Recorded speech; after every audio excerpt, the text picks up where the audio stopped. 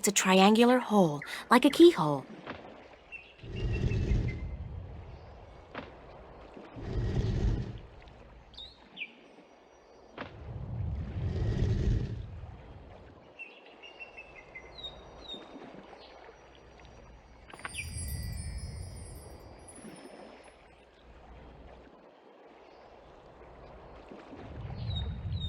It's an old fireplace.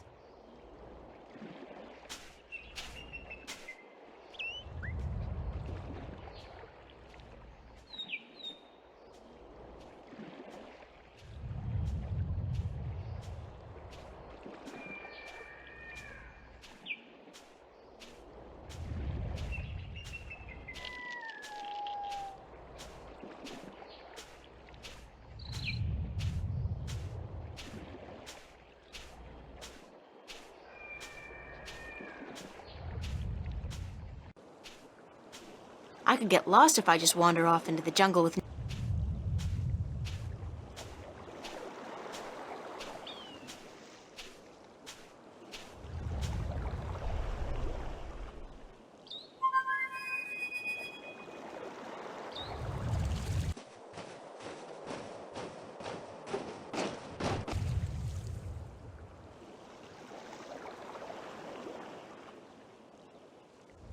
April!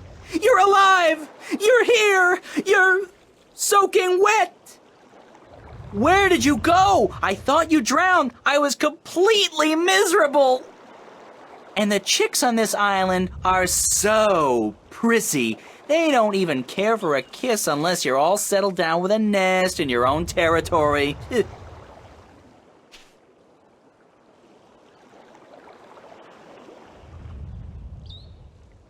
I had a little adventure under the sea. Oh? I didn't know humans had gills. We don't. Well, I do, I think. At least I can breathe underwater now. Cool.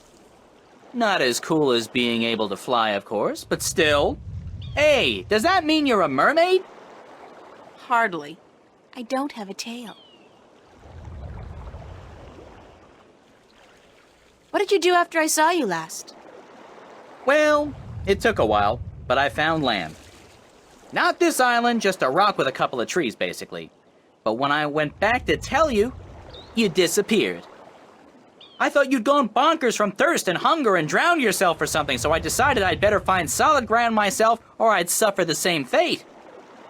And then I found this place. Nice, isn't it? And the best part is, there are no hunters. Only a bunch of big crabs on the east side of the island and a volcano. Glad to see you haven't lost the gift of the gab, Crow. Lady, you have no idea how limited bird Twitter can be. It's all, hi this and here I am that, all damn day long. I haven't had a decent conversation in days. Well, you're making up for it now. I never know when you're gonna go AWOL on me again. I'm gonna walk around for a bit, Crow. I'll just stay here and preen myself, thank you very much. I could get lost if I just wander off into the jungle with no idea what the island looks like or where I'm heading.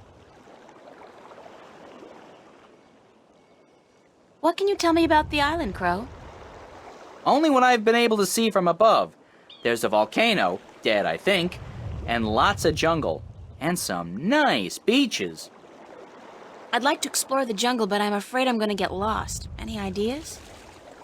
Well, I could stay airborne and keep track of where you are. That way I could direct you when you get lost. Sounds like a super plan, Crow. Let's go.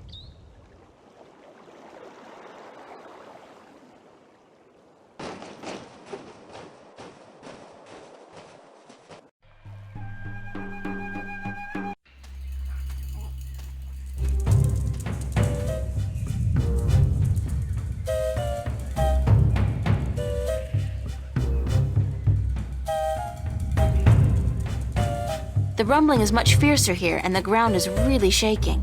It's definitely seismic. It has got to be emanating from this volcanic mountain. I mean, it looks dead, but it must be about to wake up or erupt or something. Great. After surviving a shipwreck, being kidnapped by fishes, and learning to breathe in water, I'm about to die in a volcanic eruption? Isn't that ironic?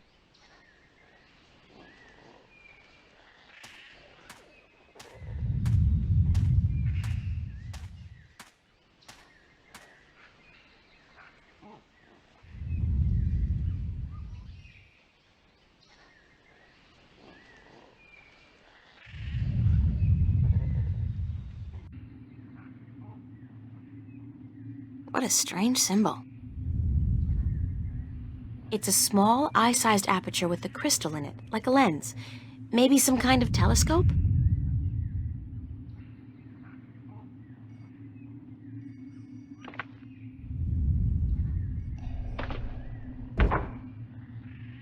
It's a statue standing in the ruins of a city. I can see a statue on a cliff overlooking the sea. I don't see anything interesting. I don't see anything interesting. I don't see anything interesting. It's a statue just below a really tall tree.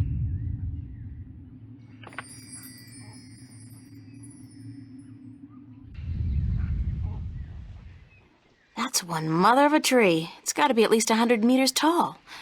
And what's that in the tree crown? Looks like a man-made construction. That's a huge tree. There's a large object in the tree crown.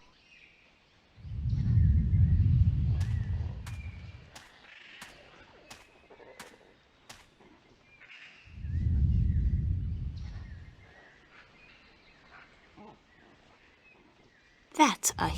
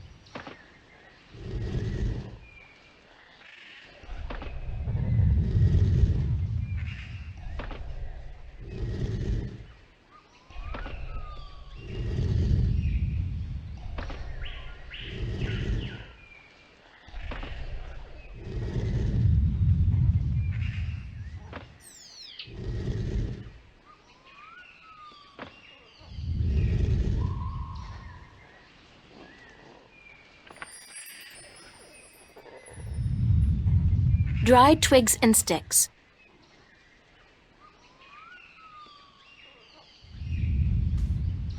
Ow! Shh. Who's there? Shut up. I know there's somebody there. I heard you. Is she gone? Nope. She's still around. Shut up, shut up, shut up. If you won't come out, I'll just sit down here and wait. Sooner or later, you'll have to show yourself. Solar eclipse! Oh my God! Ah! I hate this place. I so hate it, I can't even sit down without crushing the natives. Big person alert! What are you? What does it look like? A talking twig? We're stickmen. And you're an accident waiting to happen with your large, ungainly body and wobbly legs. What's a stickman? An unlucky bugger doomed to a miserable life of stiff backs and monotonous drudgery in the shadow of a mother tree. Happy little fella, ain't ya? You have no idea. Where do the Elation live? The Elation? The guys with wings? Up in the volcano. There's an old city in there. I think they're squatting. How do I get into the volcano? You don't. The road collapsed a few centuries ago, and when traders come, the Elation fly down to meet them. Nobody goes up there anymore. What's that constant rumbling noise? Lady, you have no idea what we have to endure. All day, all night, that noise is just murder. It all started when Quaman, the Quiet Giant, would you believe that's what we used to call him, was banished by the Orowal from his perfect fishing place to some remote place in the forest. Whoa, information overload. Let's step back for a minute to fill in the details. Who's Quaman, the Quiet Giant? He's the scariest human we've ever seen. He stands tall as a mountain and uses whole trees for toothpicks. But he was the quiet type and reasonably gentle for a human. He'd spend his days out by the Orowal village, catching fish and frying fish and eating fish, and looking out across the ocean, dreaming about loose women or whatnot. What happened to get the Quiet Giant banished from that place? The Orowal got scared when he accidentally stepped on one of their young ones. He didn't do any real harm, but they banished him from their village nonetheless, and told him to go far into the forest. Who are the Orowal? They're the crab-like creatures who live down by the sea. They're nice people, if a little crabby, and it's hard to understand what they're saying half the time. Where's Quaman now? Somewhere in the forest east of here, we don't know where exactly. He went there to get as far away from the Orowal as possible. So what does all this have to do with the rumbling noise? Oh, I was getting to that. If you just let me get a word in edgewise. I just had some questions is all. Anyway, Quaman is the brooding type. And he takes everything so to heart, he got instantly depressed and went to sleep. And what is he doing now? Still sleeping. That's the problem. But how long ago was it that the Orowal banished him? The last full moon, nearly 30 sunsets passed.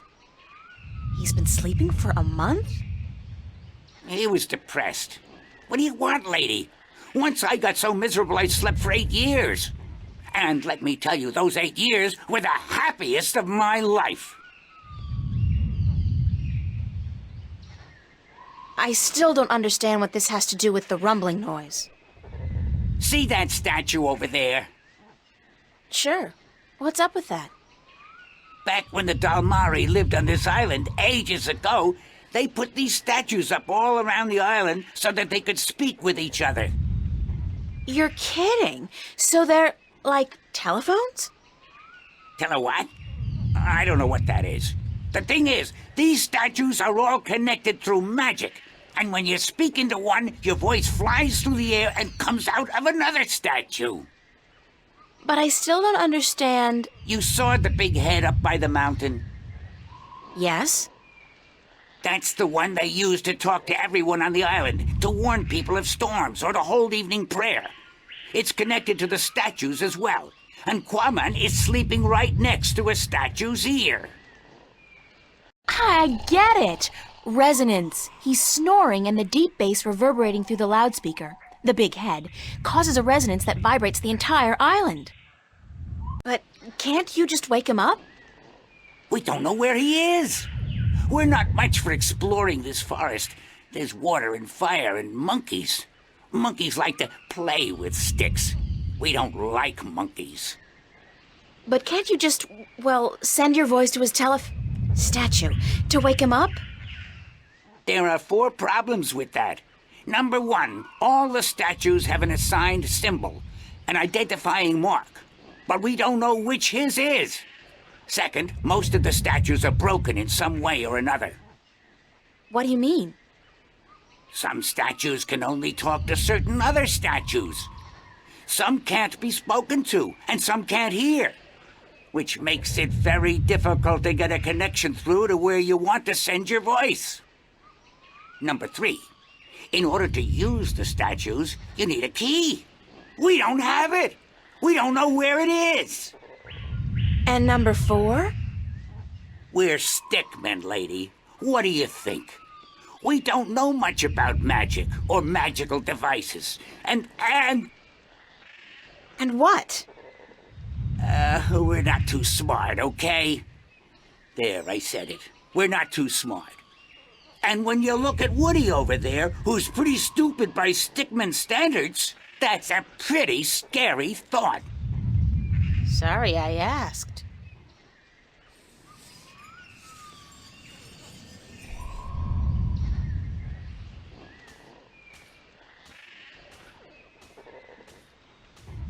Hello?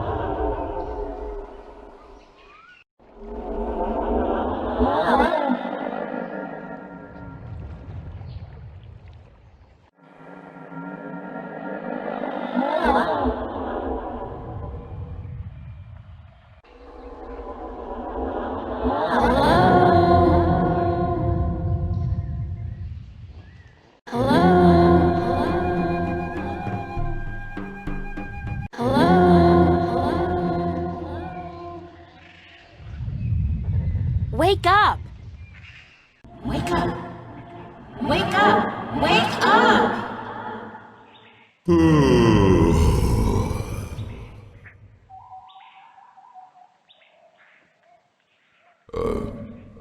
Who'll be there?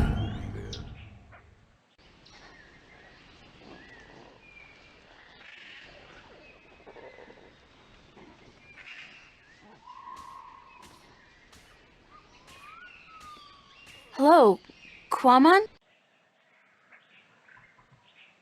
I'm April Ryan. And me be Quamon. But what you be doing up in the air, big woman? Big woman? Watch it, I don't... Oh, I see. It's just my voice that's big, Quamon. I'm really quite average, size-wise.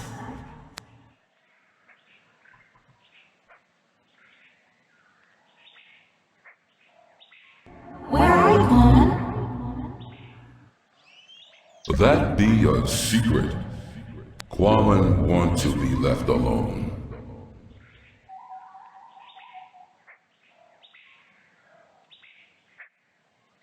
Could you please stop snoring? Quamon be snoring?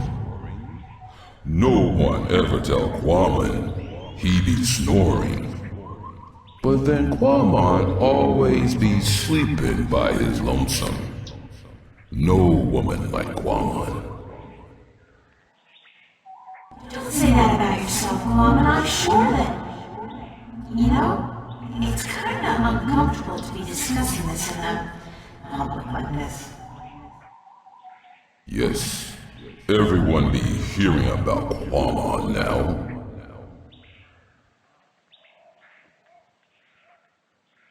Do you want to talk about your problems? Face to face? What be the point? I'm a good listener, and I'd like to be your friend. That'd be the point. Quamon not sure if he want friend now. Please let me be your friend. Why? Because I'm lonely too. I don't really know anybody on this island, and I need some help. Well, Quamon be wanting to help, but... Okay.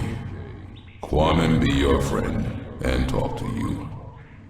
My secret place be in the ruins of the old temple by the wells. Follow the stream up from the rock beach and go right where it branches. Thanks, Quamon. I'll be there as soon as I can.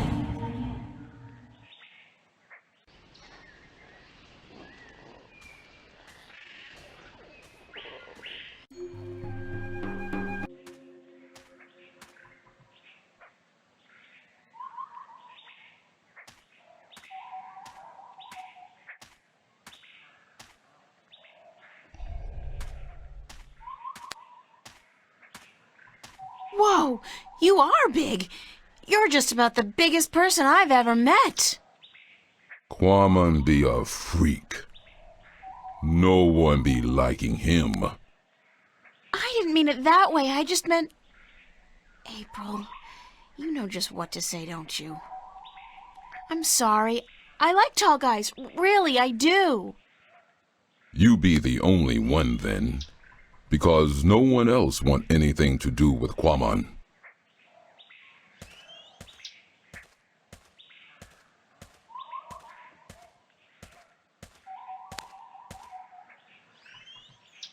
How did you come to be on this island? That be a long story. Do you want Quamon to be telling you? Sure, I have time. Tell me the story. Many long moons ago, Quamon be happy. He be working at the circa in Coruscant, where he be big attraction. What did you do? Quamon be the world's strongest man. He be popular. People come to see him from all the Northlands. Some even from east of the Bay of Fire. But then there be an accident, and the circa tell Quamon to leave, that he be dangerous, and that no one be paying to see him anymore. What kind of accident? Quamon's most popular feat be the breaking of large rocks with his fist. Everyone would applaud when the rock be breaking. Then one day, the Caliph be at the circa to see the performers. He be saying, Quamon, I hear of him breaking a large rock with his fist. This I want to see. But my performance be over that day, and there be no rock to break. So the circa ringmaster Oberon, he be saying, let's get a rock in here, any big rock at all. So they bring in this rock that Quamon never be crushing before. Quamon not be sure if it is a good idea, because rock can be dangerous when it breaks. But Oberon be saying, this you must do. The Caliph wants to see we do not disappoint the Caliph of Coruscant, or we lose our heads. So Quamon break the rock, and when it breaks, What happened? there be large pieces of rock flying everywhere, and one piece be hitting the Caliph and one his son. The Caliph be not seriously hurt, but his son be unconscious and bleeding from the head. They say to Quamon, run, get away from the circa in Coruscant, or the Caliph will have his head. So Quamon run, and he get passage on ship leaving that night. When the ship passed this island, Quamon be jumping into sea and swimming ashore. And now he be here. What happened between you and the Orlawal? Oh, Quamon be so clumsy, so dangerous. He should not be among people. He be only hurting them. The Orlawal be kind, letting Quamon live and fish in their village. But then Quamon be stepping over a young Orlawal, almost breaking his shell. The Orlawal tell Quamon to leave village, to not come back because he may kill an Orlawal. They tell him to go as far away as possible. Quamon be sad because he liked the Orlawal, and because Quamon be having the best fishing place in all of Elias. He lose his friends and his food. What do you eat now? Quamon fish in these wells here, but the fish that live down there be small and not very tasty.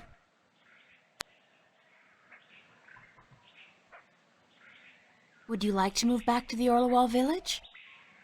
Oh yes, Quamon be wishing that more than anything in the world. I saw an Orlawal down by the beach, just outside the village. It seemed to be in pain, but I didn't know what to do.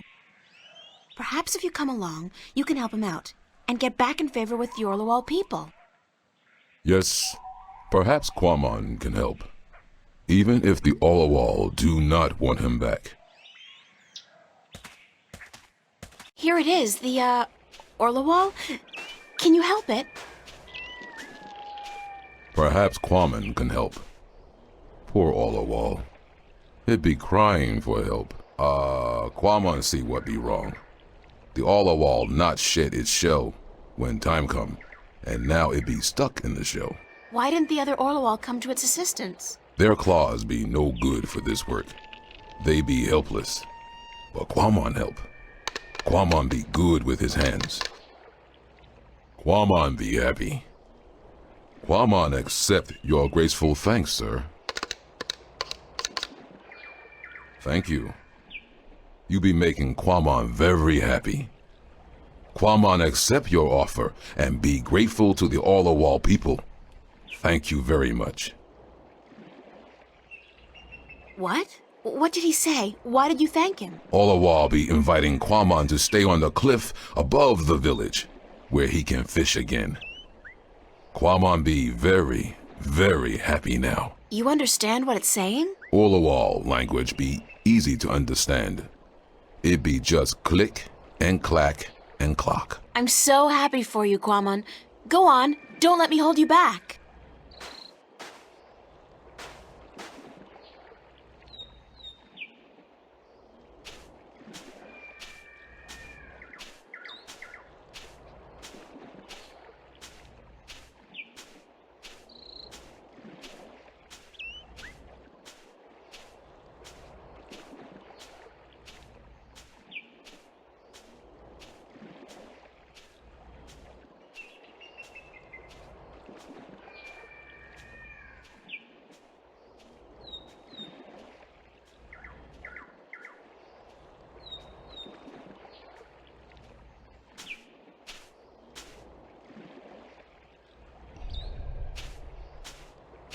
Hey, Quamon, how's the fish biting?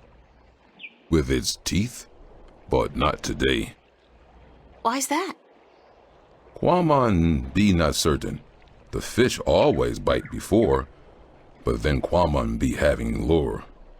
Now no lure, just bait.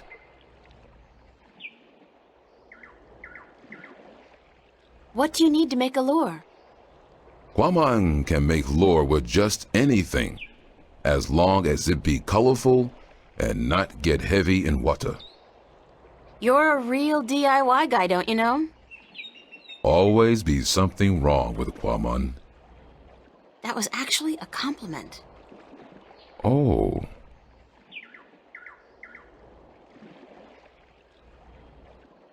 Are you happy now, Quamon? Quamon be happy. He be wanting fish to bite. But if they do not, Quamon still be happy. Happy fishing. Thank you.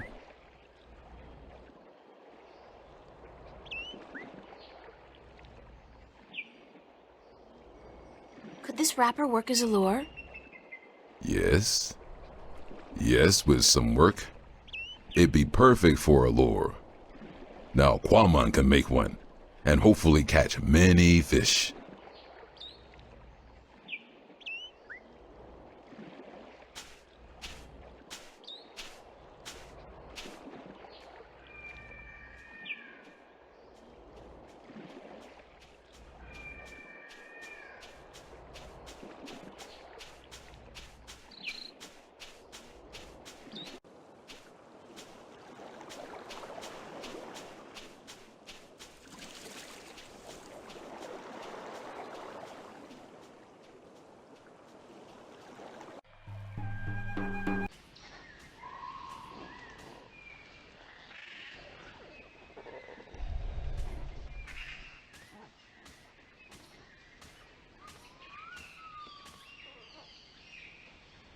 I'll see you guys later then.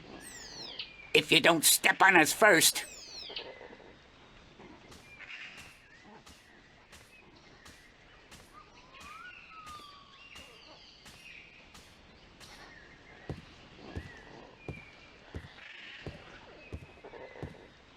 It's a big wooden crossbow, I guess. I wonder who built it and what it's for.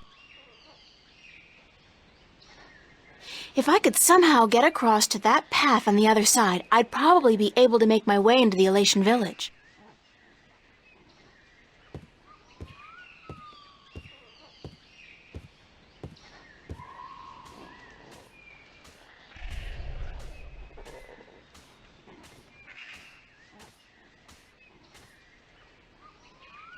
Who built that big crossbow in the tree? I did. Well, I thought of it. And these two nincompoops gave a helping twig on the, manual side. So they built it, and you supervised. Yep, but it's not done. There are still a few pieces missing before we can blast off for Luna. Did you say blast off for Luna? That's what I said, Luna. As in the moon? The same. You intend to go to the moon using that thing? Lunar cannon. And yes, that's the plan. You guys are loonies! If by loonies you mean visionaries, then yes, we are. How come you're not working on your lunar cannon now? Because of that infernal noise is why. But Kwame has moved back to the Orlowal village. He's not going to disturb you again, trust me. Really? How the heck did that happen?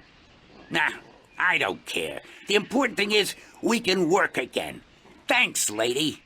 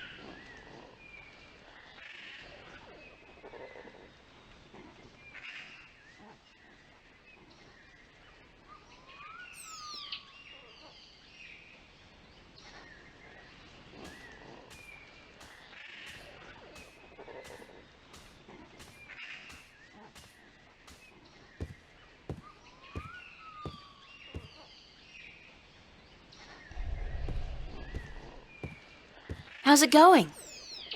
Almost there. Oh, one tiny little problem, though. And that is? We don't have a bowstring for our,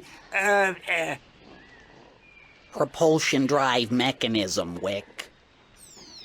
what he said, yeah, we need a bowstring. Something strong and flexible and sinewy. Like what? I don't know, lady. I'm no engineer. I'm just a supervisor. String made from animal guts would be perfect. Yeah, but look at us. Do we look like the kind of stickmen who'd make good hunters? Do you see me going after a gaint beast carrying what, a cone? A dry leaf sharpened to a razor edge?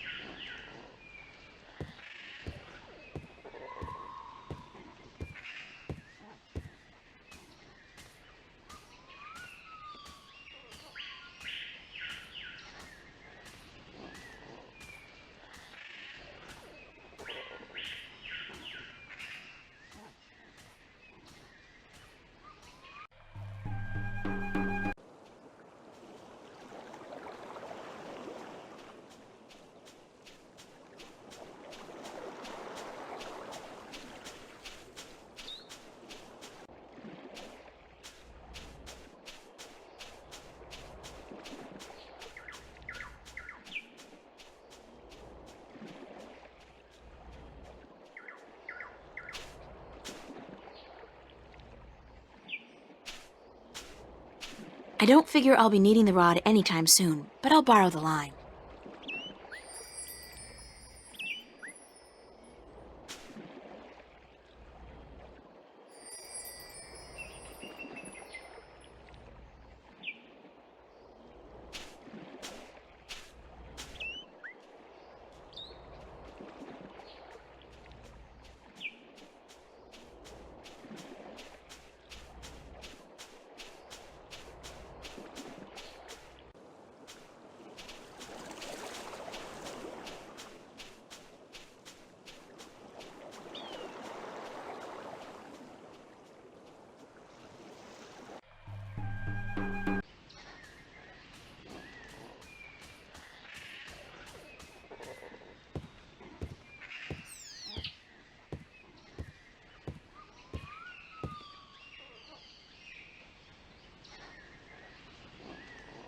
Can you use this as bowstring for your, lunar cannon?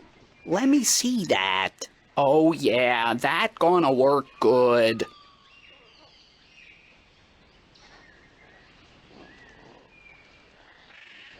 All right, listen up. I got us what we need. And now we finish this damn cannon. Go to work, people.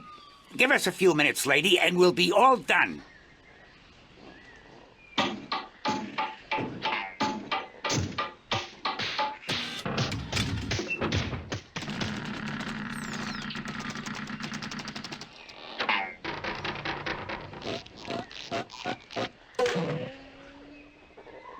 It worked. Of course it worked, you wood-brained fool. I built it.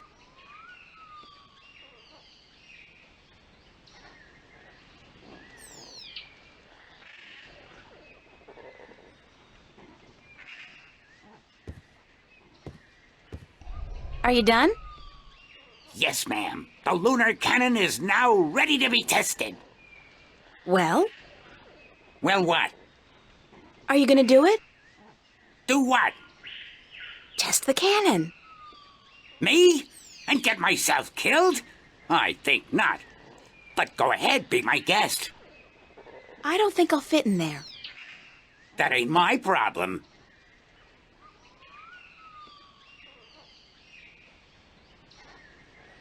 I'll just place the hook along the bowstring, like so, and let the rope trail behind it. Okay, we're ready to fire.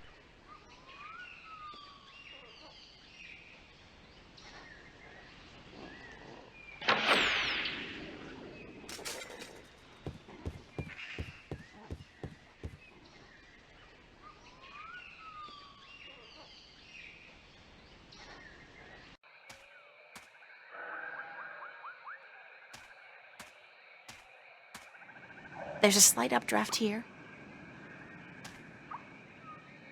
The wind is channeled through that chasm down there and blown out and up here.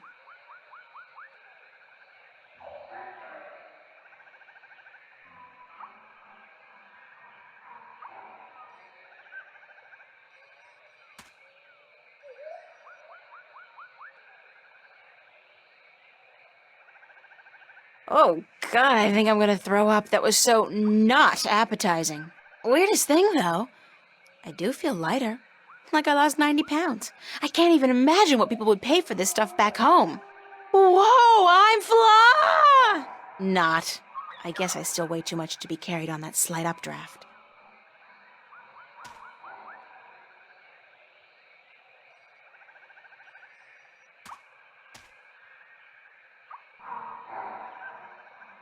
That's the last of it, unfortunately. Ah!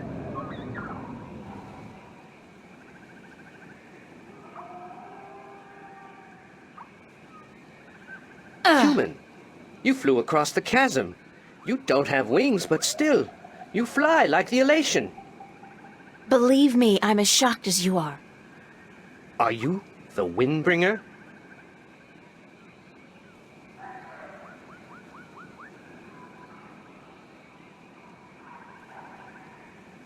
What's the Windbringer? It's a prophecy amongst my people. Of course, there's no escaping the prophecies. It's said that someone not of the elation shall come among us to float on the wind like an elation, to learn our stories, to bring the wind back to us, and to bring us into a new and happier age. Is that all?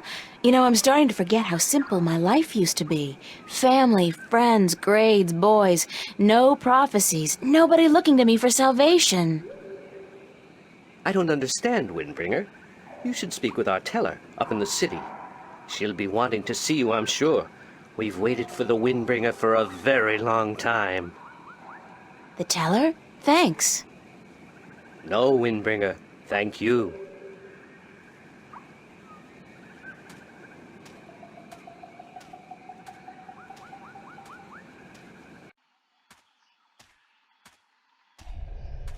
Hello. Good day, stranger. What would you hear among the elation? I need to speak with the teller. The teller? Go down into the city and you will see the castle. The teller she keeps to the tower. She's old, and her eyes don't take well to the sun.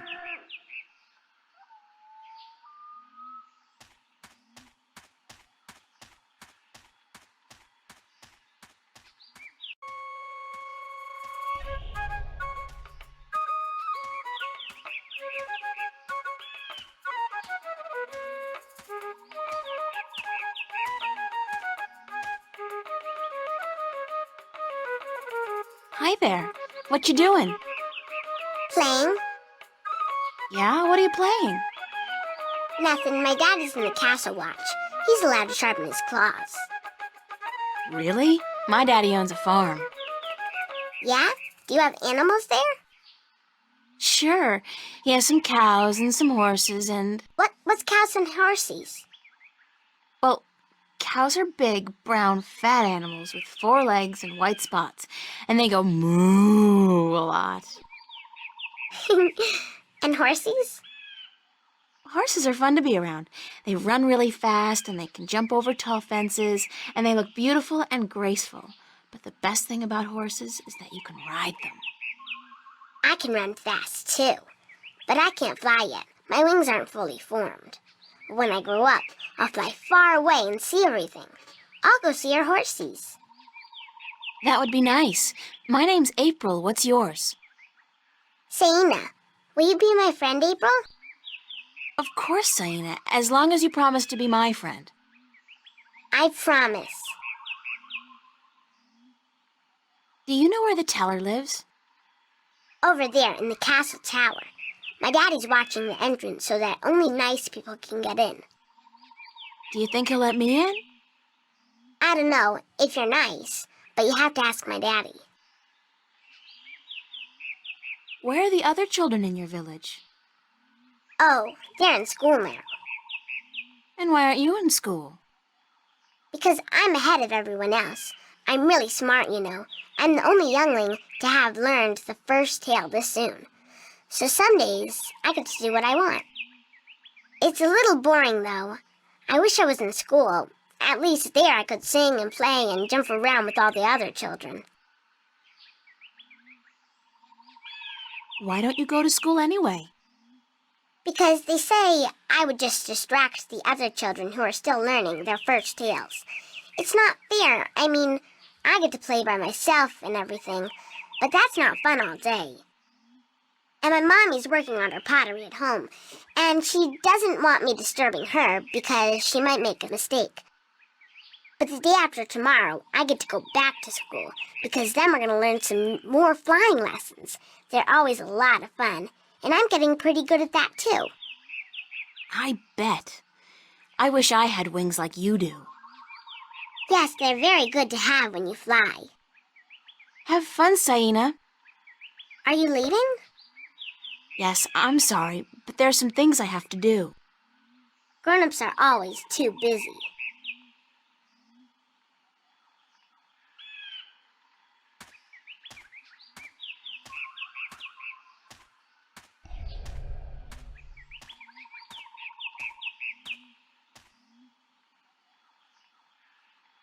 Be careful, don't come too close. I'm almost done with this pot. Sorry. Are you here to buy pottery? I didn't think traders were allowed up here. No, I came to speak with your teller. Really? I didn't know the teller spoke with anyone from the outside. You must be a very special girl. Supposedly. My name's April, by the way. Nima is my name. Nima of Ta'ama, the only Elation village on Alace. I like your pottery. It's our craft. That and storytelling. But storytelling can't buy merchandise or food. I know a lot of people who live by telling stories, although I guess that's kind of different. They are lucky then. Not that I don't enjoy making pottery. It's good to feel the wet clay between my claws, to shape it into whatever I wish. It's almost like creating a new life, I think. I don't have a husband yet, so I haven't tried. Have you? Do you have a husband and children? Neither, thank God. I don't think I'm ready for that yet. I was 18 turnings this spring. I'm ready for a husband. but I've yet to court anyone who could make me soar on the winds. I think the men of Tam are dull and timid. What about the guard on the road below the village? He's our age, isn't he? Isom? He's quite pretty, and his wings are big, but I don't think he likes me. He never looks at me or talks to me. That doesn't mean anything. He could just be shy. Maybe you could talk to him, find out who he likes, but don't say I sent you. Sure, I can do that. Thank you, April. Thank you, Nima. You're welcome, April.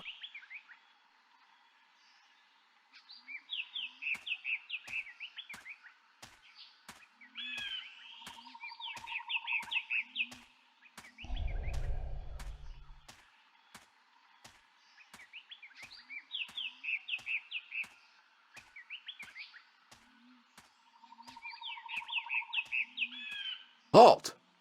Who would visit the teller?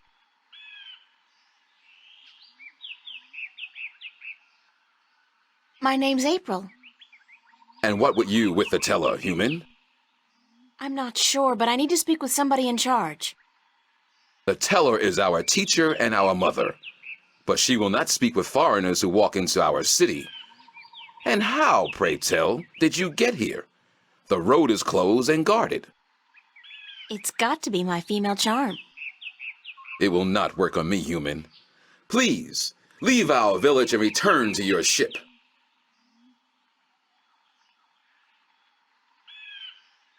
Halt!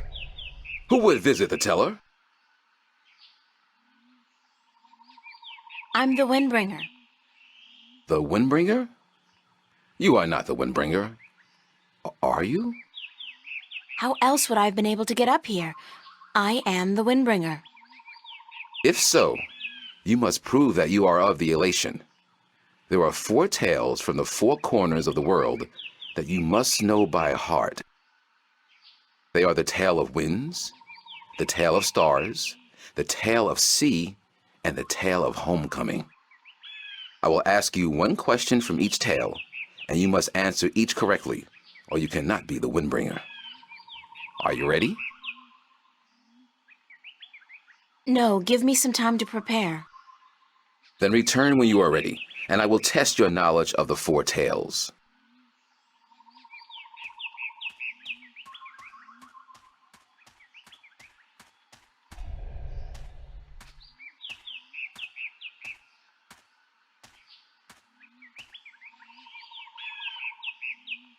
Hi, Nima.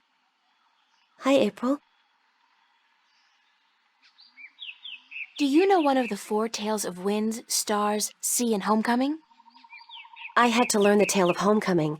It took a long time, but I think I got it now. I'm better with pottery than I am with the tales, unfortunately. Do you want to hear it? Please. Very well. This is the tale of homecoming, my tale, and I shall tell it in my own words as told to me by my teacher, in her words, and by her teacher in turn. Moran was a handsome young Elation man with strong wings and a hardy beak. He lived below the white cliffs, where the water was salty and the fish plentiful. Moran was betrothed to Inara, the loveliest girl there ever was. She was fair and slender and tall, and her eyes were the clearest shade of blue. But Moran was hesitant to enter into union with Inara, to become her husband and to give her children. He would always come up with a new excuse for why they had to wait a little while longer.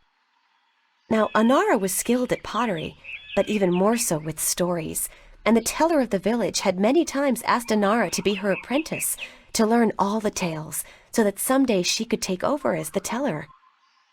But Inara refused, knowing that if she did accept the teller's offer, she would never be able to marry Moran, because a teller cannot have a husband nor children of her own. Her refusal to become the teller's apprentice was unheard of, because who could refuse such an honor? But to Inara, love was more important. Her love for Moran was beyond honor, beyond reason. But despite Inara's love, Moran was still hesitant. And then one day he told Inara, "I am traveling on a pilgrimage to the far shores. I will be gone for some time, and while I am traveling, and in accordance with our traditions, I will be freed from our betrothal. Not until I come back will the bond between us be renewed. It was not unusual for a young Elation man at that time to go on a pilgrimage, and the bond between the betrothed would often be cut while he was away, to be formed again upon his return. But Inara was heartbroken, because she had thought that Moran would soon want to marry her. When Moran saw her tears, he said to her, "Do not weep. When I come back, I promise I will marry you. Just wait for me, and stay with your pots, to make the time pass quickly." And then Moran left on his pilgrimage to the far shores. Many years went by, and Moran had exciting adventures on the far shores. But by and by, he began to long for home, and for Inara, and now he had finally realized that he loved her, and that he wanted to marry her. But when he returned, he could not find Inara amongst the pot makers. He went to visit her family, and they told him that, after waiting for many years, Inara accepted the teller's offer of apprenticeship. And that when the teller left on the last wind during the previous winter, Inara herself became the new teller. Angry, Moran made his way to the teller's nest, and when he saw Inara, he said to her, "You promised me you would wait." But Inara did not say a single word in answer. She just turned around and lifted something wrapped in leaves from the cot behind her and gave it to Moran. Moran unwrapped the package, and inside he found an old pot, cracked and broken in two. "What is this pot?" he asked. "And why did you not wait for me like I asked you to?" And finally Inara spoke, and she said to Moran, "I made this pot for you, my dear Moran, when you left, because I wanted it to be my marriage gift to you. But when many, many years passed, I finally realized that you did not love me the way I loved you, and to live hoping otherwise would be death." "But I want to marry you," cried Moran. "I came back." But Inara just nodded at the broken pot in Moran's hands and said, "Like an old pot that is left without care, a heart may break in two, and a broken heart can never be mended." And so Inara turned away, never to speak with Moran again, and Moran's heart, like the pot that was left untended, broke in two, because absence makes a heart brittle.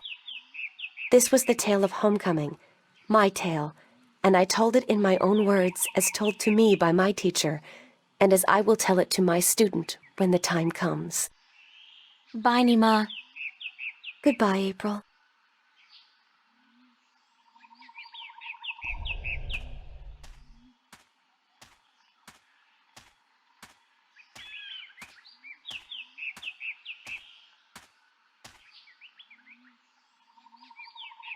Hi, Saina.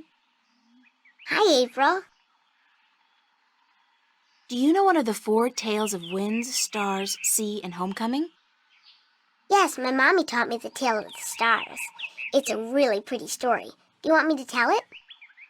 Please, Saina, I would like that very much. Okay.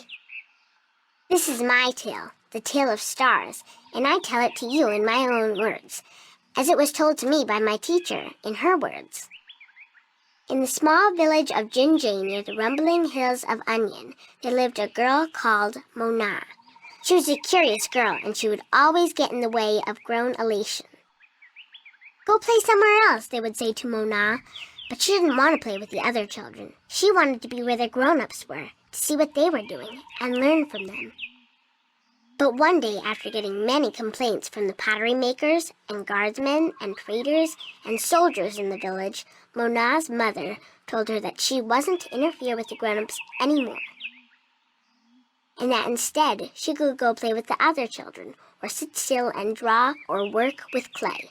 But Mona was always curious, and now, since she wasn't to be among the grown Elation anymore, she decided to go exploring the forest that lay just outside of the village of Jinjay. She had many times been forbidden to enter the forest because it could be a dangerous place, but Mona was very curious. Of course, she wasn't planning on going far into the forest, but then her eye caught sight of a white flufftail hopping through the tall grass, and Mona, curious as ever, gave chase. The Flufftail ran away into the forest, and Mona followed, blind to where she was going and interested only in catching the white Flufftail so that she could keep it as a pet. But then, after a good while, the Flufftail disappeared into a hole in the ground, leaving Mona alone in a small clearing, somewhere deep inside the forest. She was exhausted after running after the Flufftail for so long, and as she looked around the clearing at the unfamiliar trees and flowers, she realized that she hadn't been paying attention to where she was going. Not for the first time her curiosity had gotten the better of her, but this time it was serious. Mona was too young to fly, and she had very little sense of direction, and chasing the white Flufftail had made her dizzy and tired. It was getting darker, and Mona was all alone in the deep, dangerous forest, too sleepy and too scared to be able to go anywhere.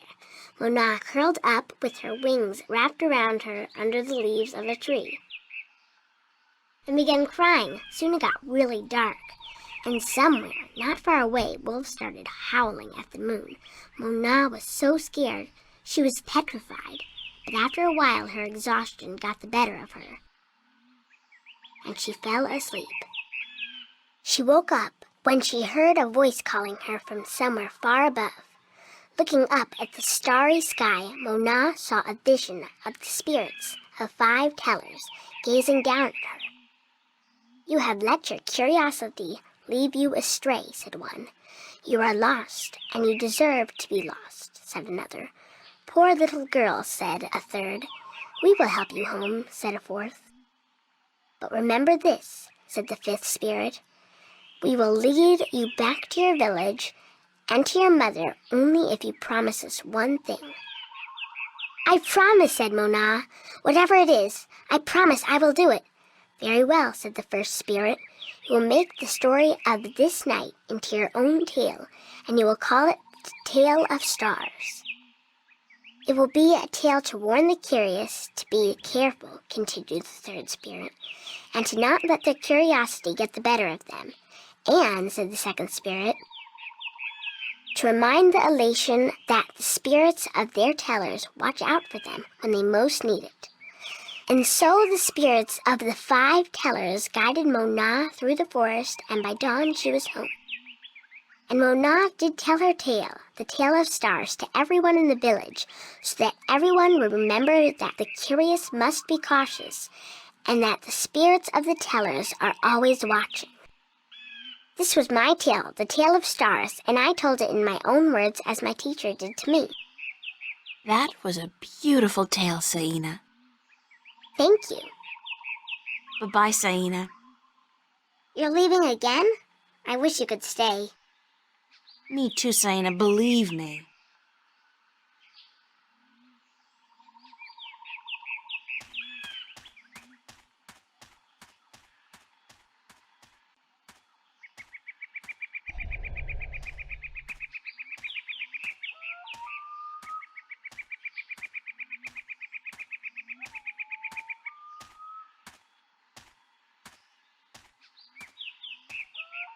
Do you know one of the 4 tales of winds, stars, sea, and homecoming? Mine is the tale of sea, human. Would you mind telling it to me? I would be happy to do so.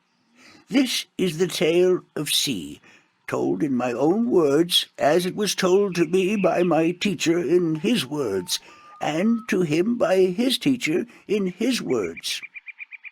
This was a very, very long time ago, when the Elation were a strong people, and we could spend days riding the hot winds above the seas. We hunted fish then, and we were at war with the Merum, the Wet-tails. Acalis was one of the strongest warriors there was. His claws were sharp and long, his beak pointy, and his teeth strong. Acalis was admired by everyone in his clan, and because of this he was cocky and arrogant. So one day the teller of Acalis city asked him to perform a very important and very special duty, to bring a sacred jewel to the teller of an elation town across the sea. This particular jewel was very important because it signified a union between the two towns, and it would benefit the people of both that it was delivered safely and promptly. Acalis grinned and told the teller that he would deliver the jewel both quickly and safely, and that she was not to worry. But the teller did worry, because Acalis was young and too sure of himself. But she wanted to test him, and to teach him that sharp claws, a pointy beak, and strong teeth are not all a warrior needs, that a warrior must also be wise and careful. So Acalis set out across the sea on his flight. It was on the 4th day that he spotted something in the water that caught his attention, and forgetting his duty and following his curiosity, Acalis dived towards the water to investigate. When he came closer, he saw that there were merum in the water, foolishly hunting close to the surface, and Acalis saw an opportunity to again prove his might as a great warrior to his people, and to capture the fins of a few wet-tails. But this time Acalis' arrogance got the better of him, because the merum had set a trap. As he dived towards the merum with his claws, a spear shot up from the water to hit him. Acalis struck the water and dropped the jewel he was carrying, and it was all he could do not to drown. Acalis was bleeding, and the merum were grabbing onto his wings and his legs, but he fought bravely, and finally he managed to escape. But even though he now lived, he was dead inside, because the shame of losing the sacred jewel would always be with him. Acalis could not return to his village, because he had neglected his duty to his teller and to his people, and so he went away to a small island where he could be alone. To himself and his people, Acalis now became the Lost One, he who had been on a sacred mission but had failed in his arrogance. A year passed, and one day Acalis met with human traders from a ship that came close to his island.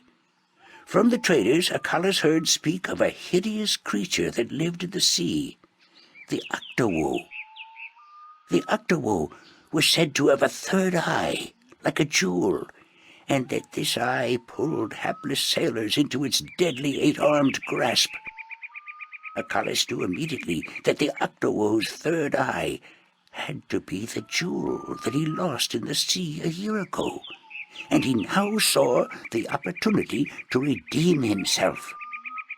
But elation were not used to water, and the thought of submerging himself in the cold, harsh ocean chilled Acalis to his heart.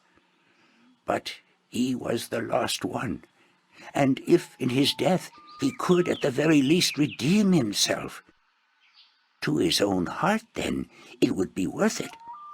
So Acalis fashioned himself a spear, because in the water his claws and his beak would be too slow, and he flew out to where the Octowoe was last seen. And then Acalis dived into the sea. The dark water closed in on him, and his wings and legs went numb. But still Acalis kept pushing down until he saw the lair of the Octowoe. Spotting Acalis, the Octowoe attacked, and Acalis saw the monster's third eye, his sacred jewel, shining bright in the darkness, and his heart was filled with a sense of duty and courage that he had never felt before. But as he began fighting the 8-armed monster, Acalis realized that if he were to fight like he usually did, he would not stand a chance. He would have to think differently. And so Acalis tricked the Octowoe into following him through a tight chasm, where the monster got stuck. And then he swam above it, and using his spear, tipped a rock on top of the Octowoe. Swimming back down again, the Octo was flailing helplessly. Now, almost out of air, Akalis took the sacred jewel from the Octo's head and swam back up. Finally, Akalis could deliver the sacred jewel to the town across the sea, and upon returning to his village, he went to the teller, bowed his head, and said, "Forgive me, teller, for in my arrogance I thought I could do everything. But I could not, and I became the lost one because of it." "You were lost," said the teller, "but you are no more.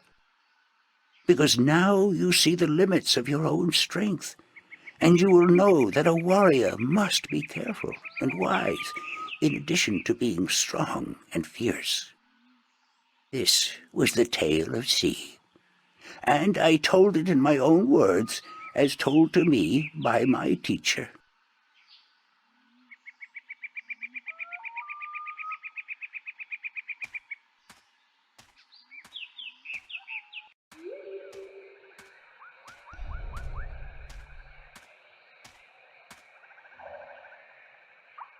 Do you know one of the 4 tales of winds, stars, sea, and homecoming? Mine is the tale of winds, Windbringer. Do you wish to hear it? Very much. Then I shall tell it. This is the tale of winds, my tale, and I pledge to tell it in my own words, as told in turn by my teacher. In the village of Karan, in the mountains of tall winds, there lived a young Elatian woman named Iwana. Iwana had one desire above all others, to soar higher and farther than anyone else. And even though her wings were no broader, nor her body sleeker than anyone else's, she pursued this foolish desire without rest. And as time passed, she did soar higher, and she did fly farther than the other young Elatian in her village, and her name became known far and wide amongst the tribes of the mountains of tall winds. But still, Iwana was not happy. She was not happy because, in her vanity, even though she was a better flyer than almost everyone else, and to her eyes, she was still not good enough. She wanted to be so much better than anyone else that she would be remembered for all time as the best flyer amongst all the Elation. And so one day, Iwana decided to climb to the top of Mount Bakta'ana, the Tower of Light, and to soar from those giddy heights to the ends of the world. Her friends and her family pleaded with her not to, because every Elation knew that to soar from such heights was dangerous, that at such heights the air was thin and the winds treacherous. But Iwana would not listen, and on a cold and clear morning she climbed up the Tower of Light to the rock and the ice at the very top. From there she could see to the ends of the world. And it brought tears to her eyes to know that now, finally, she would be greater and better than any Elation before her. And so Iwana spread her wings and leaped off the mountain. Those who watched her from far below said that for a split moment Iwana soared, and she soared higher and farther than any Elation before or since. But then the treacherous winds caught a hold of her, and the thin air made her plummet towards the ground, and to fall to her death amongst the rocks at the base of the mountain. In her vanity, Iwana could not see beyond her desire to be the very best. And vanity always stands to fall. That was the tale of winds, my tale, and I told it in my own words, as told to me in turn by my teacher.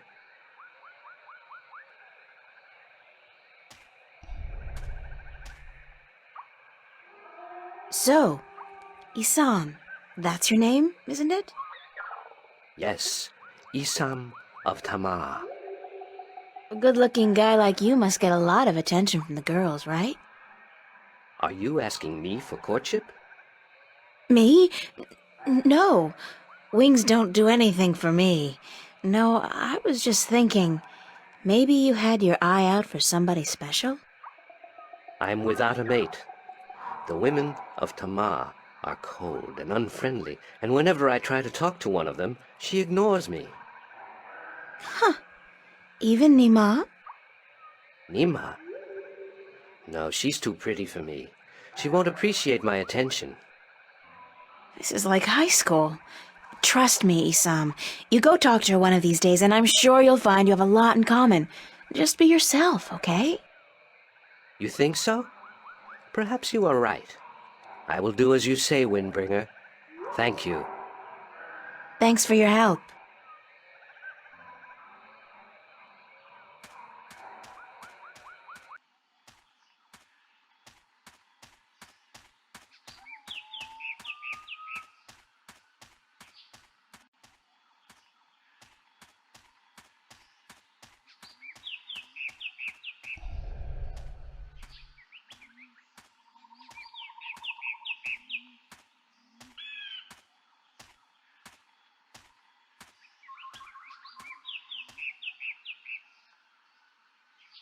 Hi, Nima. Hi, April. Bye, Nima. Goodbye, April.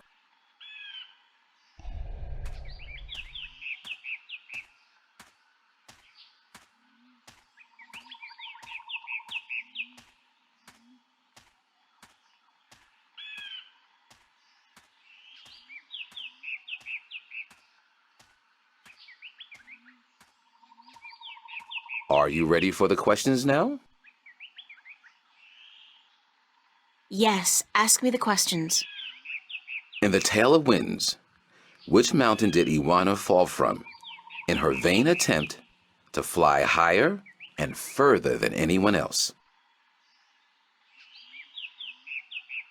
Mount Bakta'ana, the Tower of Light. That is correct. In the Tale of Stars, what did Mona see in the sky that helped her find her way home? The spirits of 5 tellers. That is correct. In the Tale of Sea, what creature did the Lost One battle in his quest to recover the sacred jewel? The Octawo? That is correct. My final question to you is this. In the Tale of Homecoming, what was given to Moran by his teller when he returned from his pilgrimage? A broken pot, to teach him that absence may break a heart in two. You have correctly answered all my questions, and so have proven your knowledge of the 4 tales. You are the Windbringer. The teller would see you presently.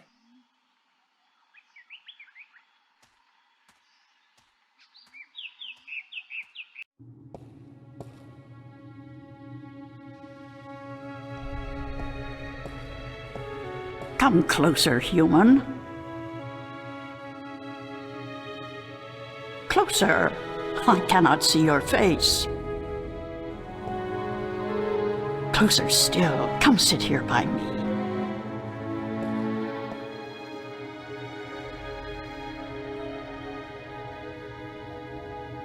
There you are. You see, my eyes are not what they used to be. Ages ago, I could spot a ladybug crawling up a straw of grass from 15 tree lengths up. Now, I have a hard time seeing my supper. But my ears, balance be praised, my ears, they are as good as ever. I could hear you outside, learning the tales my children tell. You are a good listener and a fast learner. They were interesting stories, and your people told them well. That is what we do. The Elation are the keepers of the tales, and I am their teller, the one who must know all the tales told since the day we came to this world. How can you do that? How can you remember every story ever told? The secret is to tell them often and to tell them in your own words, not the words of your ancestors.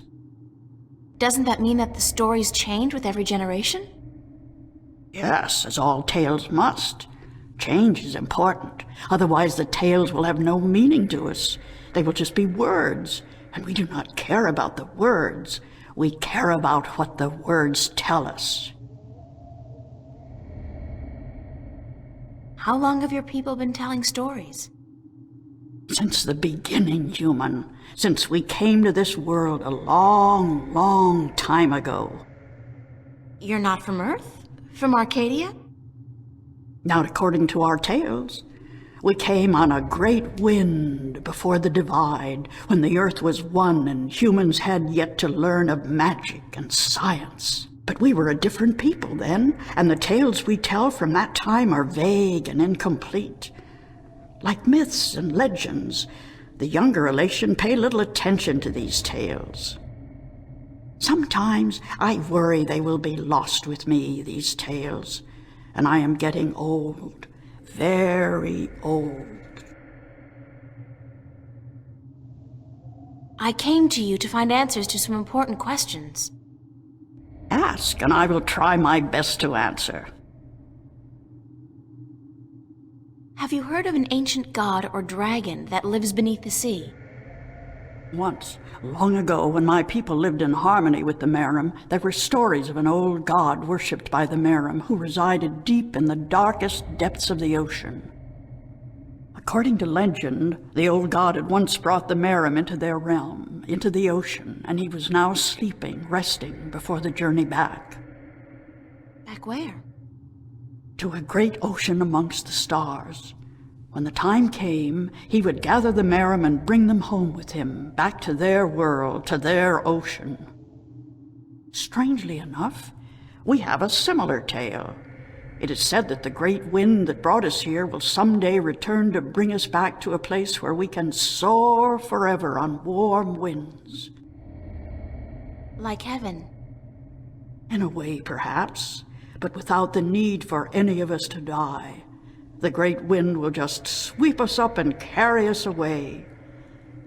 Every evening before I go to sleep, I recite this tale to myself. It is a comforting one. What do you know about the Draic kin? The kin are numbered 4, or so our tales tell. 2 in this world, 2 in the other, the mirror world. The white and the blue, the red and the green. Do you know where they are? No, the tales never say. The kin are elusive. They keep to themselves. I have never seen one myself, and I doubt any of my kind has. The tales do say that our past and our future are tied to the fate of the kin, but how I would not pretend to know. This is one tale that is yet to be told. Do you know anything about the Guardian's realm? This is human business.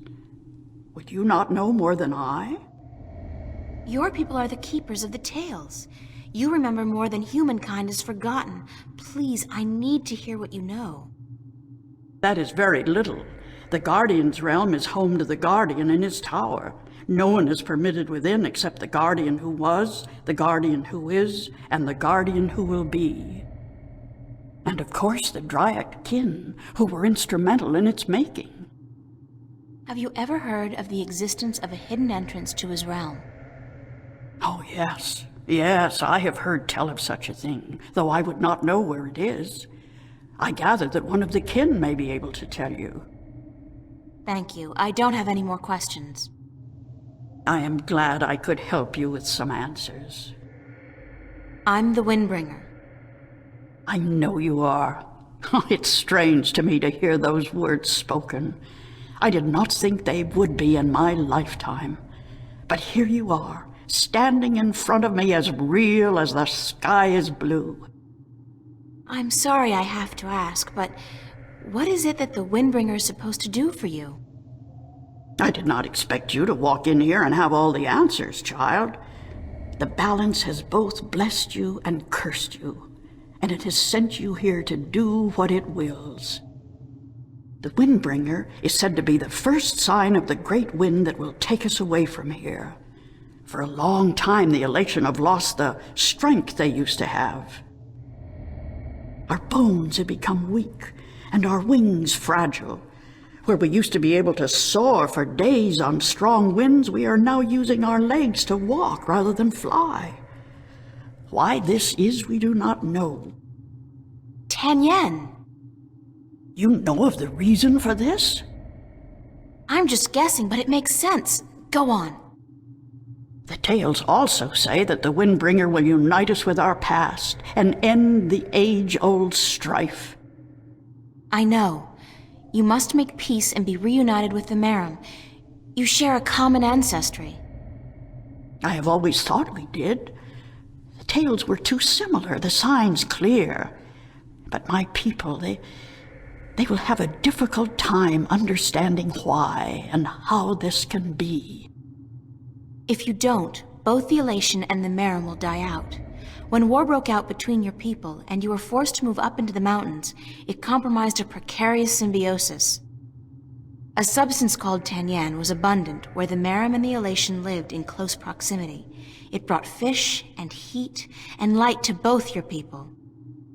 But now, living up in the mountains, your way of life, your diet, your customs and habits, they've all changed, and that's probably the cause of your brittle bones and fragile wings. Then we must make peace with the Merim and restore the balance between us, so as to strengthen us both and prepare us for the journey that will surely come soon. When our sitting is over, I will speak to my people, and I will elect one representative from the Elation to meet with the Merim in the place of your choosing to open a dialogue. I guess it's time for you to talk to your people and for me to make arrangements with the Merim. Where do you wish for our meeting to take place, Windbringer? You want me to decide? Well, I know. Send your ambassador down to the ancient caves by the beach. Inside, there are remnants of an old Elation settlement and a Merim city. It's a good place for your two people to meet, don't you think? Yes. And could you ask if they would bring their half of the stone? The stone? You have the other half? We have held on to it for centuries, knowing that someday it would be of use to the Windbringer. It will, trust me. Then we must make haste and arrangements. It is an important day, so let us not waste light. Go and wait for my ambassador in the caves.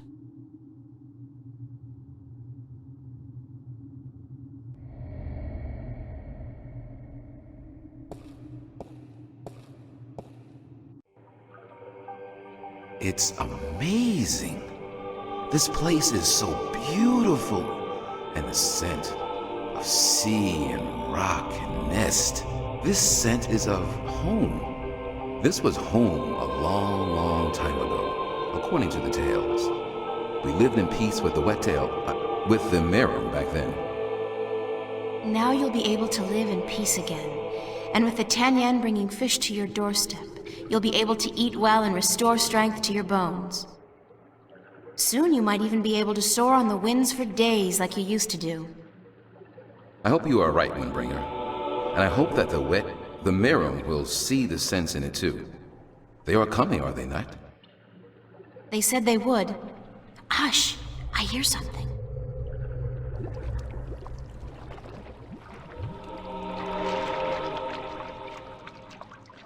We are here, Waterstiller, as was promised. Good. Now, as representatives of your respective peoples, you, the Queen of a Merim city, and you, guard to the Elation Teller, must fulfill the prophecy and join the two parts of the one stone. We hope that our peoples may be joined again, Elation, and that we may live in peace and prosper. As do we, Merim, and we pledge to do all we can for this to happen.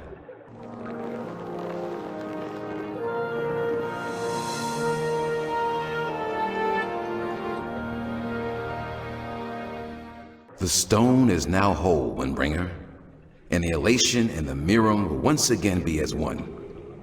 You may take it with you. Thank you. The both of you. Come now, April, and we will take you to our sleeping god. May his wisdom guide you and lead you down the right path.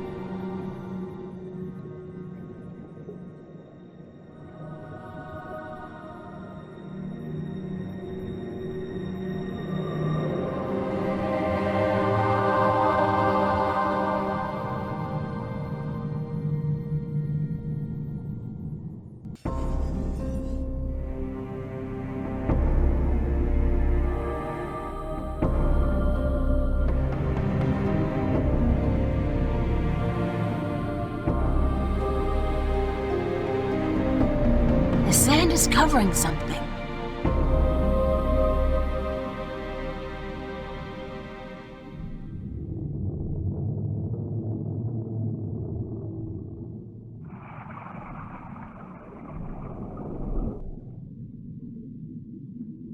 That's a weird rock. It just doesn't look natural.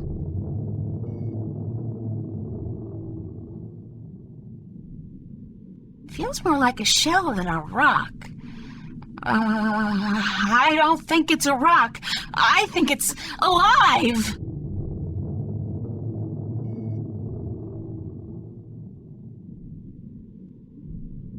It's soft and spongy.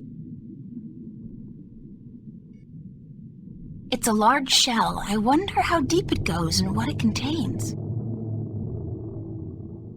It's a large shell. I wonder how deep it goes and what it contains. I'm so deep now, I really should have been crushed by the pressure, but I feel fine. Wet, but fine. It's some kind of organic sensor. Hello? Is anybody in there? Spooky. Well, I guess it's an invitation of sorts.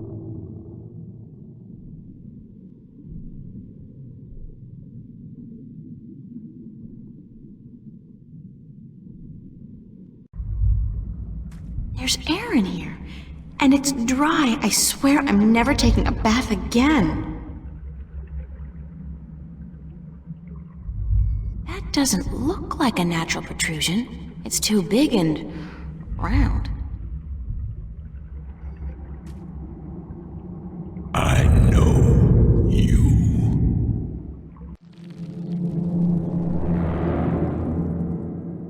Do not be afraid. I know what you are. You do? Yes. Yes. What would you hear? I do not like to be disturbed. I wish to be left alone. I wish to rest until the day of ascension.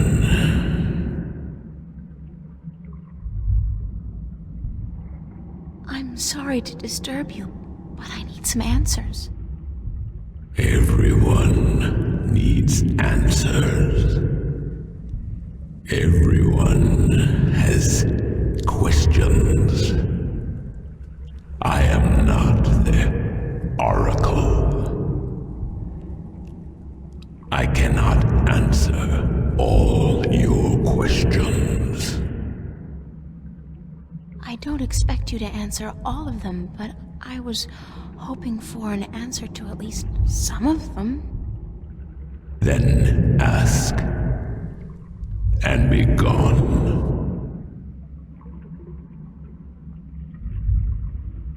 What am I?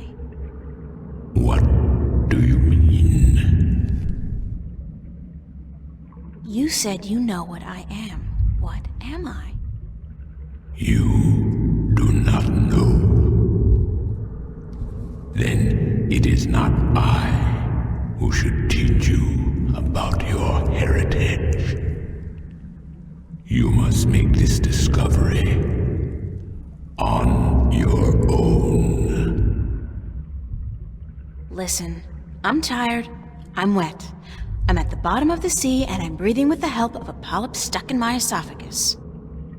So just cut the Buddhist bullshit about a journey of self-discovery and answer my question. Please?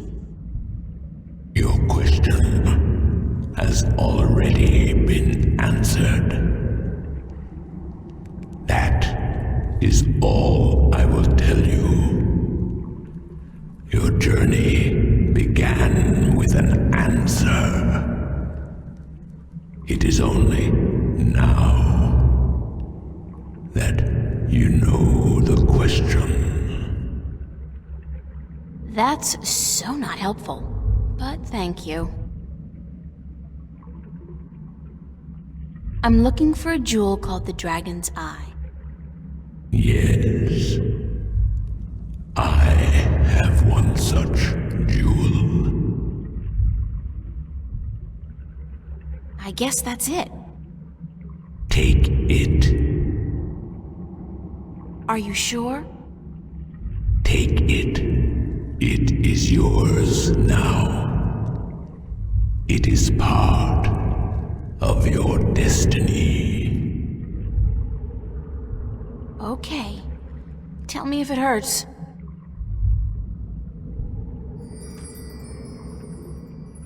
What is the Day of Ascension? The day when the kin return home. When my siblings come to me, and we rise toward the stars for our journey back to our cradle. This is the Day of Ascension. So you're going back to wherever it is you came from? We will, eventually, when everything is ready. When what's ready? I will not answer that question. It is not necessary for you to know. I need to know where I can find the gateway to the Guardian's realm. So you come to me. They told me, well, they as in the few people who could tell me anything at all, they told me that if anyone would know, it'd be you. I know. When the earth was divided, there was a doorway left open where the tower was built. But it's moved, hasn't it? That spot. When Stark and Arcadia were created, that spot moved somewhere else. Into the sky. Amongst the stars. But where? I knew you were coming. Your journey has not been a quiet one. Even down here, I could hear you. I speak with the Dark People. They are my messengers. They have prepared a map for you with the entrance you are looking for. You knew I was coming and why? Then, okay, I know this is probably a futile question, but why didn't you send the Dark People to me earlier? You could have saved me a lot of time and hard work. You are afraid of time and hard work. No, but it's the principle of it, isn't it? No, it is not. You had prophecies to fulfill. You had a purpose. Bringing my children together in preparation. This was important. And for that, I thank you. Now, I wish to sleep. You said something about a map? The Dark People have it. They will meet you. I will bring you to them. What, now? Yes. Hold on.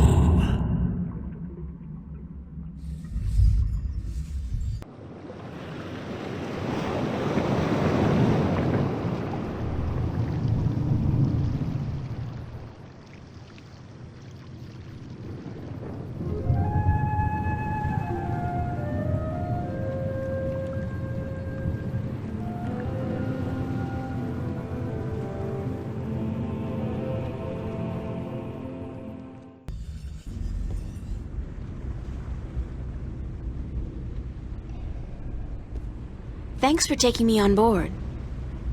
Who are you? Well, I thought you... I mean, didn't the old dragon... Well, I'm April Ryan, from Stark, and I guess you're a dark person. But who are you? I'm just a student. Not anybody special. You are special. Who are you? I'm not. I'm just...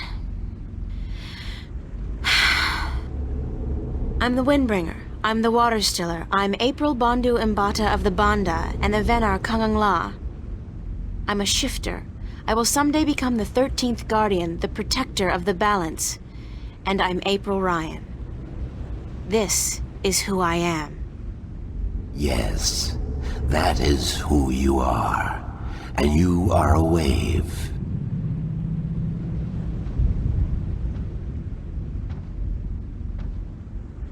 Why am I, a wave?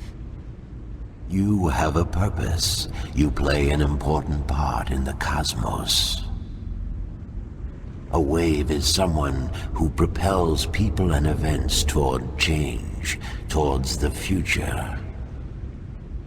And that's what I do? You are a wave.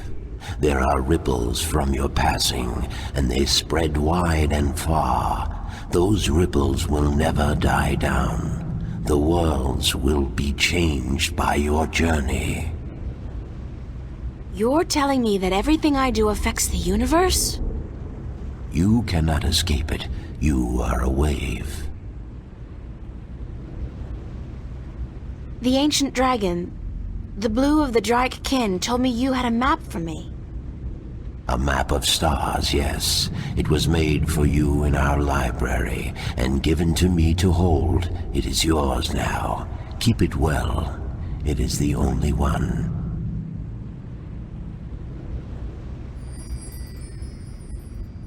I'm looking for an ancient stone given to you by the Sentinel, the Fathers. You came for the stone. Of course we have it with us. Our ship would not have been chosen to meet you were it not for the stone we carry with us. Everybody's just waiting around for me to show up, so that they can give me stuff. Who knew adventuring was going to be this easy? It will not always be so easy. Of that I can assure you. But here is our stone. We entrust it to you, as we were instructed to do when the Fathers first entrusted it to us.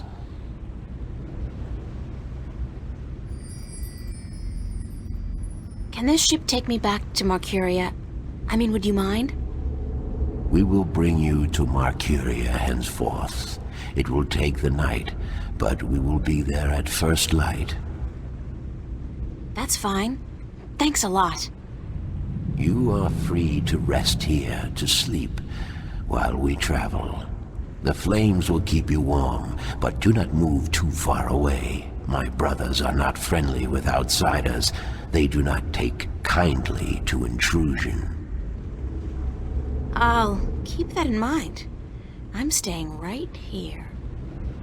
Good. Sleep.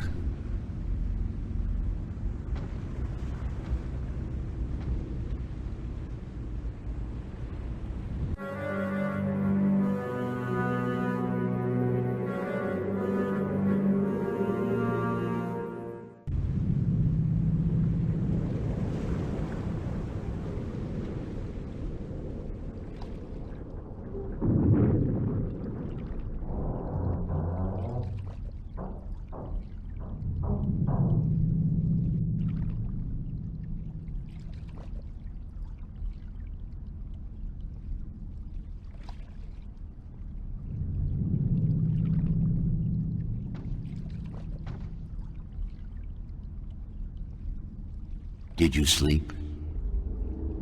Very comfortably, thanks. Where are we? In the Marcuria harbor. But there are barely any ships here. I do not know why. We must leave you here. We have other business. Carry your wave into the future, April. Whatever that means, I'll try.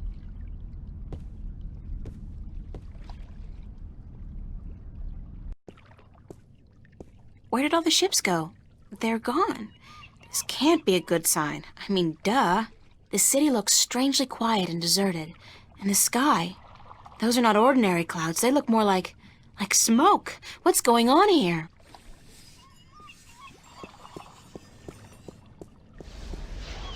I know that sound.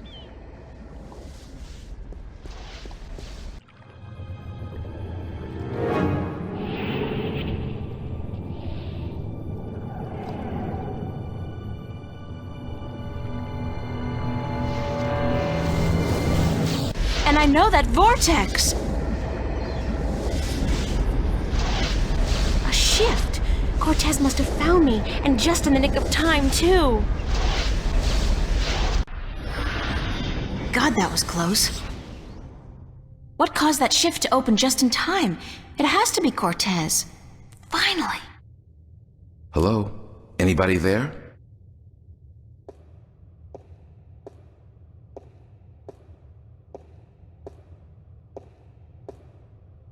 Who's there? It's just me. April, it's good to see you again. Father Raoul, where is Cortez? I thought he'd be here. I haven't seen Cortez for a week, and it worries me. He usually stops by once every few days. When did you last see Cortez? It must have been, I think it was last Sunday. Exactly 1 week today. He's been gone longer than that before, but this time What? This time I have a feeling there's something wrong. I don't like that feeling. Is there anything you're not telling me, Father Raoul? I don't know what you, Yes, you do. You're no ordinary priest. You know about Stark and Arcadia, about the balance, and I'm sure you know a lot more about Cortez than you're willing to let on. How did you... I heard you and Cortez talking last Sunday, and it scares me. And pisses me off to think that you're using me, that you're keeping things from me. I thought for sure that I could trust Cortez, but as it turns out, I can't. I was hoping to confront him with this, but he's not around, and you're part of it too, aren't you? April, you have to trust me when I tell you. Sorry, I can't trust anybody anymore. There's so much at stake, and I don't know who to trust, Father. Please, tell me what you know. I'm sorry, April. I mean, I'm sorry you don't feel like you can trust anyone anymore, and I'm sorry that I don't know more than I do. But I will try to answer your questions honestly and openly as much as I can. Who is Cortez? What do you mean? The way people react when I mention his name, the fact that he seems to have been alive for a very long time, and that he knows as much as he does. Who is he? It's funny, but I've been asking that very same question myself many, many times. Who is this man? He's old, yes, and powerful. He has strong magic, but he rarely lets on exactly how strong he is. He prefers to be considered eccentric, crazy even. They are both excellent disguises. You still haven't answered my question about Cortez. That's because I cannot answer. I just don't know. He found me when I first came here. You see, I'm not just a Catholic priest. I'm also a sentinel, a minstrel. You're a minstrel?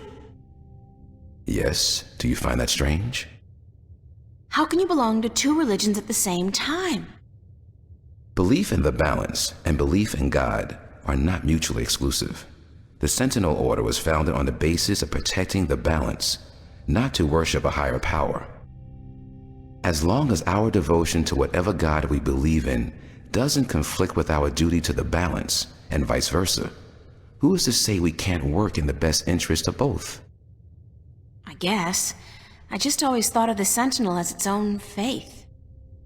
It is a faith, but a faith in something less than God. Yet more than magic or the laws of nature, the balance was created by someone, was it not? I don't know. Nor do I. But I believe. I have faith. That's enough. What did you mean when you said Cortez found you? One day, he came to visit me here.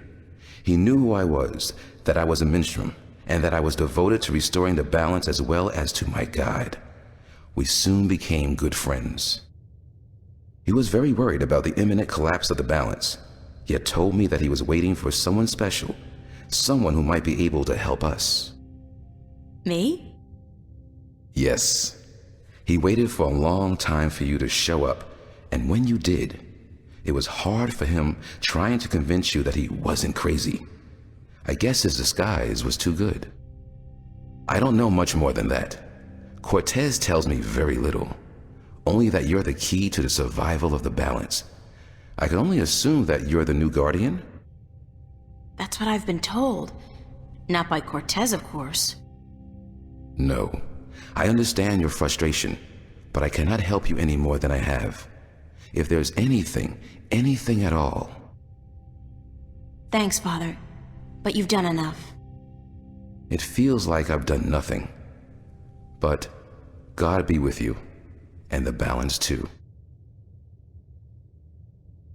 How did you become a Sentinel Minstrel? The Sentinel are not numerous in Stark. Not yet.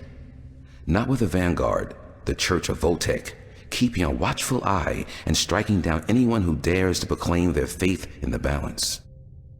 But the Sentinel are here, and when they find someone who they believe will be sympathetic to their cause, they approach them. That's what happened to me. They asked you to join? No. They told me the truth. I was studying theology at the time, and I found scriptures that challenged conventional wisdoms, made me question the validity of my faith. But once I learned the truth about the balance and the Guardian and the ongoing war with the Vanguard, it became easier to believe in God again, because now things made sense. And so, in the end, I chose to become not only a priest, but a minstrel, and I don't regret my decision. Have you ever been to Arcadia? No, I'm not a shifter. I'm stuck here, unfortunately. I don't mind. I've been fortunate enough to read most of the scriptures of the balance, and that in itself is a rare privilege for a Starker like me. I don't have any more questions right now. If you do, please ask. I want to help, and that's the truth. How are things here? You mean in the cathedral? No, I mean here in Newport. How have things been going? Nothing out of the ordinary. Why? Have you been away? You could say that, yeah. It's just been hot and humid, and it's getting worse by the day. And apparently crime is on the rise. But what else is new? I have to run, Father. I hope to see you again soon, April. Please take care of yourself. And if you see Cortez, tell him to see me. Tell him that I've been worried.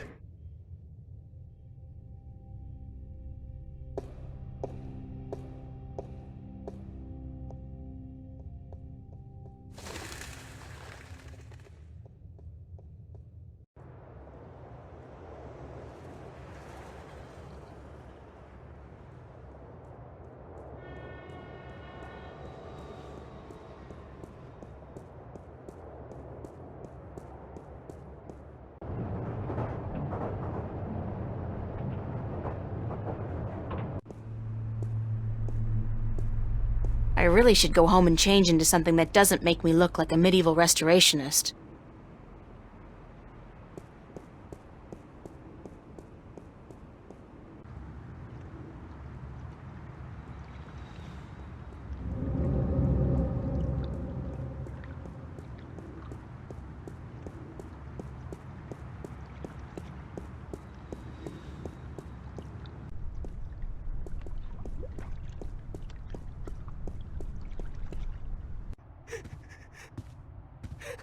What's going on here? April, run! Get out of here! Why? What's the... Run, April, now! I wouldn't listen to her if I were you. Move over there. I said move!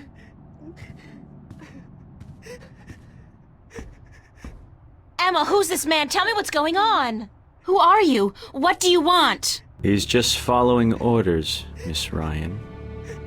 He's just a servant. My servant. I was hoping you would join our little party. You're a very difficult person to find, Miss Ryan.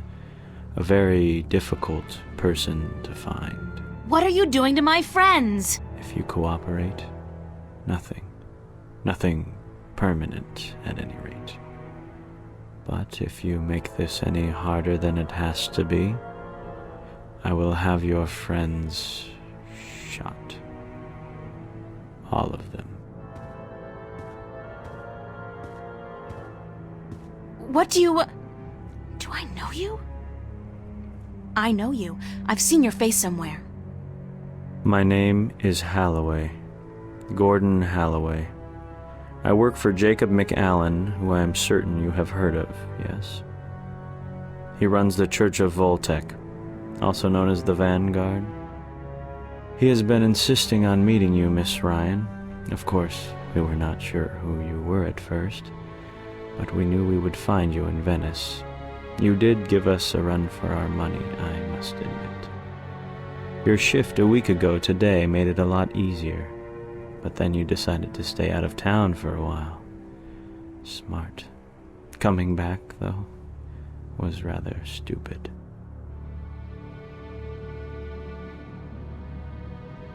Where's Cortez? Cortez? He has been disposed of. He was meddling. Not at all acceptable behavior from a man of his stature. He simply had to go. He kept telling all the secrets, and that is not how we play this game.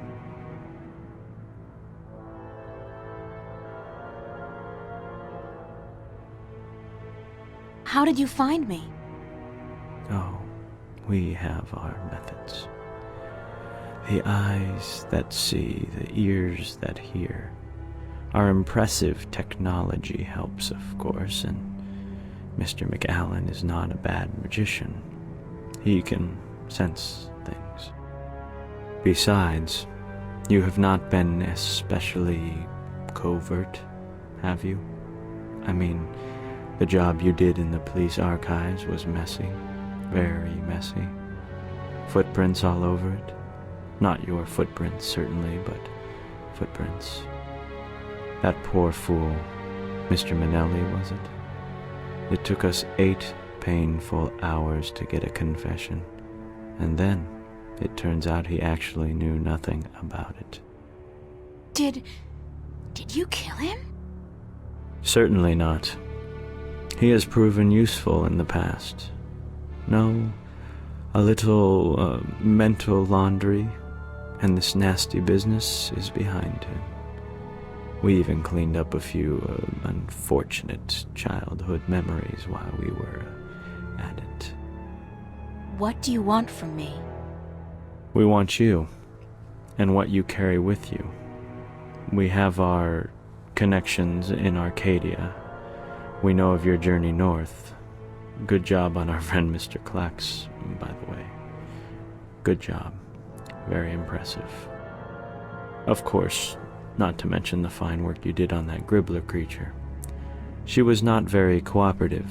She just refused to listen to reason.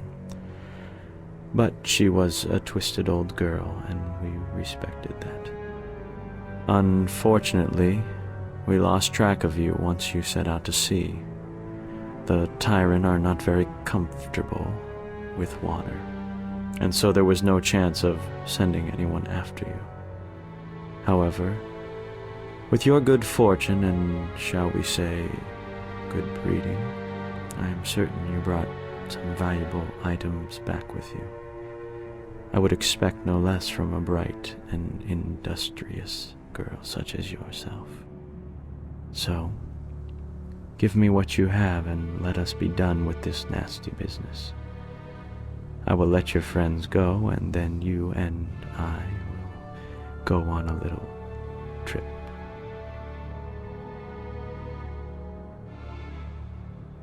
There's nothing I have that you could possibly want. Leave that decision to me, Miss Ryan. Just hand it all over, and we can let these fine people return to their pathetic little lives. You have caused them enough pain, yes? But first, we still need to teach you and your friends a lesson. Shoot that one. Emma! What the hell is going on?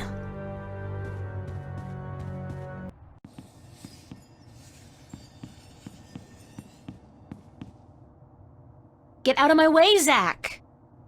Where are you going, April? Don't you know the game's up? What game, Zach? They're trying to kill me. They just shot Emma. Who did? The agents, the Vanguard.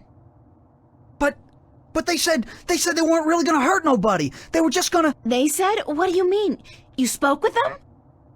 No! I mean, they were just gonna arrest you and... You bastard! You sold me out? You killed Emma? Do you know that? You killed my best friend! I didn't...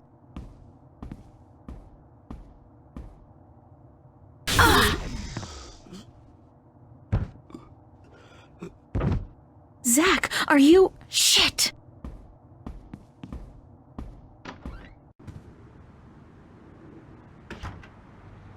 Open up! If you don't open, we'll break down the door. Oh God, this is not gonna be fun, but I don't have a choice. Let's do it. Close Take your her down. eyes, April! Oh shit!